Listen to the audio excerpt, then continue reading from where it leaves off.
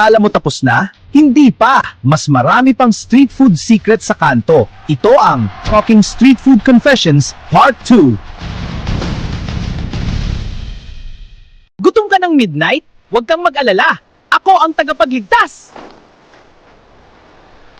Mais lang ako? Lagyan mo ng butter at cheese. Boom! Street food magic! Hindi ako dirty. Classic Filipino ice cream ako. Akala mo tahimik lang ako, pero pag niluto ako, sarap surprise. Mukha akong maliit pero isang kagat lang ubos ka agad. Pag hinila mo ako, hindi ako napuputol. Cheese stretch power. Ako ang childhood legend. Field trip man o street food trip. Naamoy mo ba yan? Hindi yan kapitbahay mo. Ako yung BBQ. Akala mo onion rings ako? Hindi.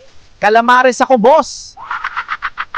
Akala mo kwek-kwek lang sikat? Hoy, mas malaki ako! Ako si Tok Neneng! Busog ka na ba? Hindi pa tapos ang kwento, mas marami pang street food sa episode 3. Kita-kit sa susunod.